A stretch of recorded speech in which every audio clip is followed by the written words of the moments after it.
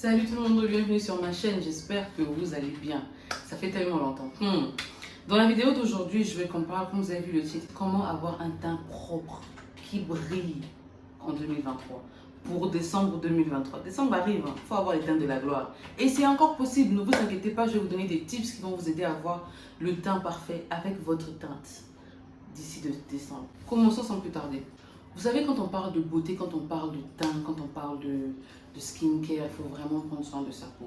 C'est pas seulement pour faire genre, pour pouvoir faire genre devant les gens, moi j'ai un beau teint. Non, c'est une question de bonne santé. Il faut être en bonne santé parce que la peau là nous suit pour le reste de nos jours. Et aujourd'hui, je vais vous donner des tips qui vont vous aider à avoir un teint propre. Déjà, il faut savoir que ça commence avec l'hygiène. Je ne sais pas pour vous, mais moi quand je grandissais, à l'école, on avait ces cours de hygiène, comment laver les mains. Après avoir mangé, il faut laver les mains. Depuis le primaire, même on dit la primaire. Depuis la maternelle même, il faut laver les mains, avant de manger, il faut, quand tu rentres des cours, il faut laver les mains à la maison, il faut faire ceci, il faut faire cela, il faut tirer la chasse, etc. Tout ça pour vous dire à quel point c'était important, qu'on nous a même appris ça depuis l'enfance. On nous a appris à être propre depuis qu'on est enfant. Mais en grandissant, on a accumulé une succession de mauvaises habitudes qui fait à ce que notre teint est affecté. Voilà, et on a l'impression de ne pas être belle, de ne pas être beau. Non. Aujourd'hui, là, j'ai la solution à votre problème. Déjà, commençons par l'hygiène. Vous savez, l'hygiène, c'est quelque chose de très important. Il faut prendre soin de soi. Et l'hygiène, c'est pas seulement se laver, laver les mains, nettoyer en bas là-bas, faire ceci, faire cela. Non, l'hygiène, c'est tout un tout. Tout est connecté. Donc, le truc, c'est quoi? L'hygiène, c'est un tout est connecté. Les lèvres sont connectées aux dents, qui sont connectées à la laine, qui sont connectées à la peau, qui sont connectées aux... Bref, tout est connecté en fait, d'une façon ou d'une autre. Donc, ce qu'il faut faire, c'est qu'il faut prendre soin de tout. Oui, vous m'avez entendu. Il faut prendre soin de tout votre corps. Si vous remarquez les filles qui dialent, les filles qui font genre sur les réseaux sociaux, là, elles ont une belle dentition. Elles ont de belles lèvres, elles ont un beau nez, elles ont un beau ceci, elles ont un beau teint, elles ont de belles formes. Tout ça pour vous dire qu'elles font attention à tout. Je ne vous incite pas à aller vous faire blanchir les dents ou vous changer votre forme, mais vous faire comprendre que quand vous mélangez le tout là, quand tout est propre, c'est propre. Mais quand une partie est sale là, on ne remarque même pas ce qui est propre. Donc tout ça pour vous dire, il faut prendre soin de vous. Lavez-vous, brossez-vous, peignez vos cheveux. Prenez soin de tout ce que vous savez dont vous devez prendre soin. Imaginez un peu, vous invitez à une fête, vous êtes sapé, mais les chaussures, vous n'avez pas nettoyé. Oh non, je mets seulement les pieds dedans, je vais vite à la fête. Arrivé à la fête, on vous voit bien sapé quand on regarde en bas, les ongles sales. Quand on regarde un peu, ou bien toute belle, là, bien croquante, dès que vous ouvrez la bouche sans. Vous ne voyez pas que ça gâche tout. Justement, parce qu'il ne faut pas laisser il faut être propre partout. Il faut vraiment prendre soin de sa peau, de son teint. C'est vrai que la vidéo est basée sur le teint, mais le teint, là, ça suit la peau, ça suit les dents, ça suit tout.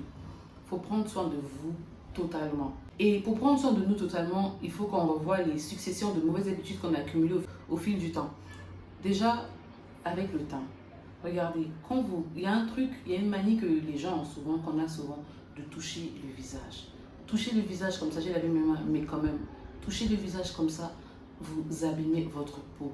Les doigts là, sont consciemment ou inconsciemment, vous touchez presque tout avec vos doigts. Vous pouvez ouvrir une porte, toucher la poignée d'une porte, vous pouvez ouvrir le frigo, vous pouvez soulever un bébé, soulever un sac, vous grattez la tête, vous grattez. En tout cas, vos doigts touchent un peu à tout. Donc, quand vous prenez vos doigts et que vous voulez enlever même la saleté qu'il y a là, croyez-moi, vous n'enlevez pas la saleté, vous l'enlevez physiquement, mais vous rajoutez des germes, des microbes sur votre visage. Ce qui est la langue peut vous provoquer des boutons, des infections, des taches, etc. et tout. Donc, faites attention, touchez moins votre visage et votre corps même si possible.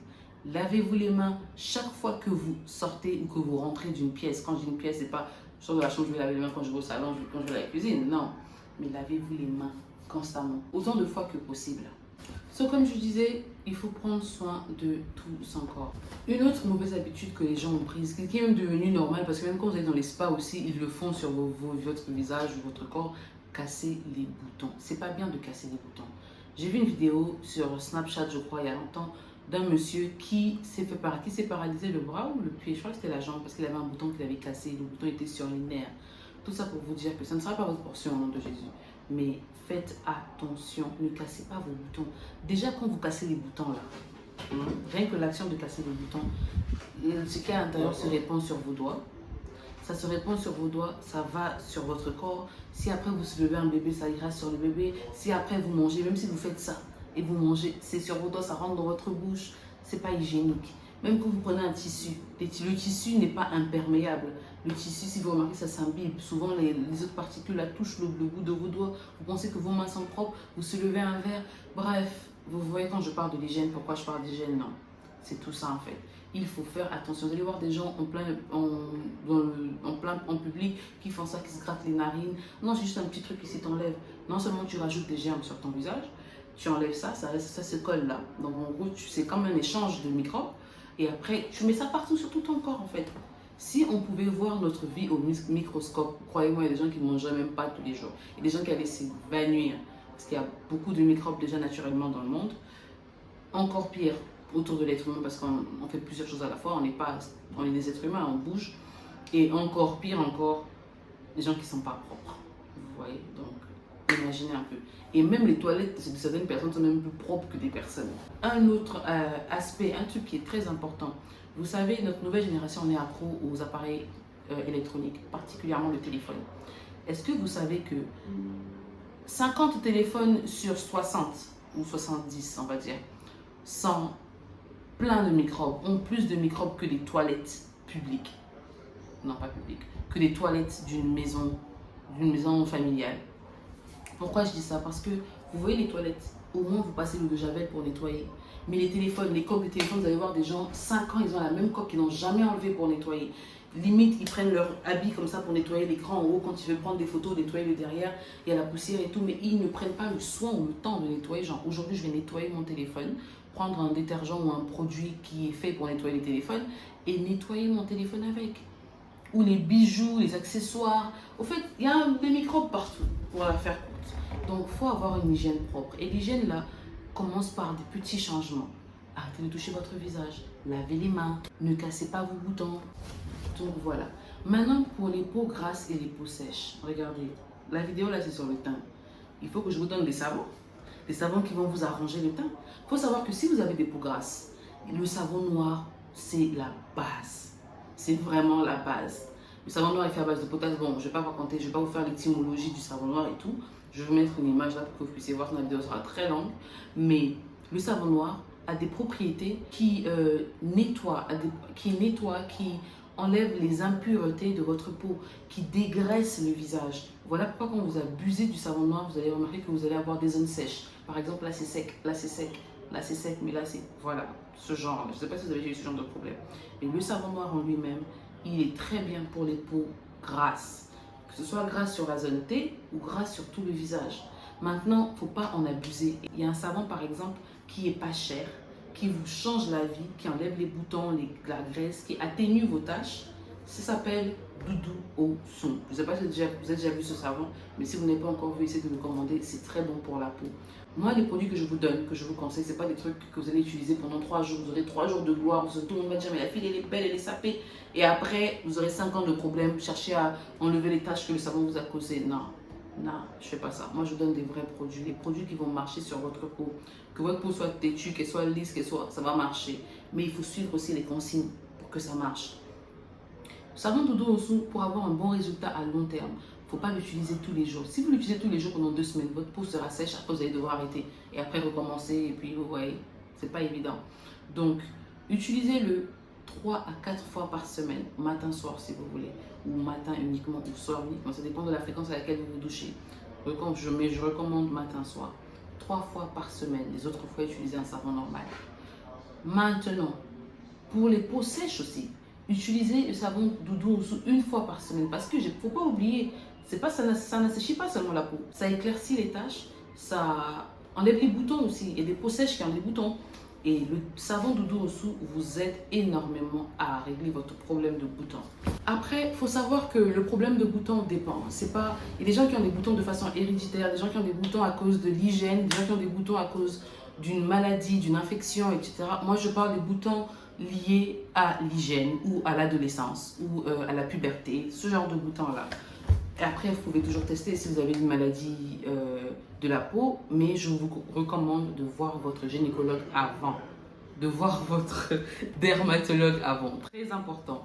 Donc, pour les peaux sèches, vous pouvez aussi utiliser Doudou Osu ou encore le savon Irish. C'est un très bon savon. C'est une bonne odeur de savon, ça nettoie bien la peau, ça enlève les germes, les saletés, au moins jusqu'à 80%. ou 99,9%, bref, ça nettoie bien la peau et ça vous rend la peau propre. Maintenant, pour les peaux sèches qui veulent avoir un beau teint ou avoir un teint propre et tout ça, il vous faut ce qu'on appelle un gel hydratant. Vous pouvez acheter un savon ou un gel hydratant. Pourquoi? Parce que si vous prenez un savon qui assèche la peau, un savon qui rend votre peau sèche, à la fin vous aurez des craques, vous aurez la peau blanche, comme les Louvembo disent les Congolais, ou bien vous aurez, ça ne sera pas beau, ça ne sera pas des cristaux sur le visage, ça va vous abîmer, assécher la peau. Et c'est tout un processus pour que votre peau guérisse et tout ça. Donc, et même quand vous mettez même les crèmes pour vous hydrater comme le beurre de karité, ça va paraître beau, mais à un moment de la journée, vous allez voir des taches, vous allez voir des peaux mortes sur votre visage. Mais le bruit là, vraiment, les gens... Ah! Donc, bref, il vous faut un savon hydratant. Vous pouvez prendre un gel de douche. Généralement, ce sont des gels de douche que vous allez avoir hydratants. C'est bien parce que ça hydrate votre peau, ça nourrit votre peau, ça l'assèche, ça ne vide pas seulement la peau, ça la nourrit aussi. Et voilà, ça aide beaucoup. Maintenant, pour finir, comme je disais, vous voulez déjà, décembre arrive, il faut avoir les teintes de la gloire, il faut représenter. Là, je vous montre les teintes, là, je vous montre le gommage international, que tu sois métisse, blanche, noire, café au lait, chocolat, marron, tout ce que tu veux. Le gommage là va te nettoyer la peau, va te faire briller la peau, va ajouter une texture à ta peau. Vous savez de quoi je parle? Ah, c'est pour vous, le gommage a changé ma vie quand j'étais étudiante. Faut pas gérer mon temps en ce moment, hein. Je suis allée au Congo je suis allée au Congo 3 semaines là, mon teint, voilà. J'ai aussi une vidéo pour vous. Ceux qui vivent au Congo, comment entretenir votre teint. Parce que j'ai découvert les miracles. J'ai découvert des trucs qui ont vraiment aidé parce que c'était pire que ça. Je ne mettais pas ma crème solaire tout le temps. Entre parenthèses, revenons à notre sujet principal. Donc, le gommage de la gloire, c'est le sucre et le miel. Vous allez me dire, oui, le sucre et le miel seulement. Et c'est ça que tu dis seulement comme ça. Le miel aide à cicatriser. Même quand tu te brûles, les parents disent, on met un peu de miel pour vite cicatriser. Le miel atténue les cicatrices. Le miel a des propriétés qui nourrissent la peau. Parce qu'il ne faut pas oublier que la peau, c'est un organe. Hein. Ce n'est pas seulement un truc qui est là comme un sachet. Non, elle a besoin de vitamines aussi pour briller. Et le miel contribue. Le sucre vous nettoie les peaux mortes. Genre, vous voyez les petits trous là, ce sont des pores, pour ceux qui ne savent pas. Et le sucre, quand vous mettez, vous frottez bien, vous nettoyez. C'est pas tout le monde qui se lave avec le filet. D'autres se lavent avec des gants, d'autres sans rien même. Donc, prenez le gommage, la frottez bien. Vous allez avoir la peau douce comme les festins de bébé. Je dis bien le sucre.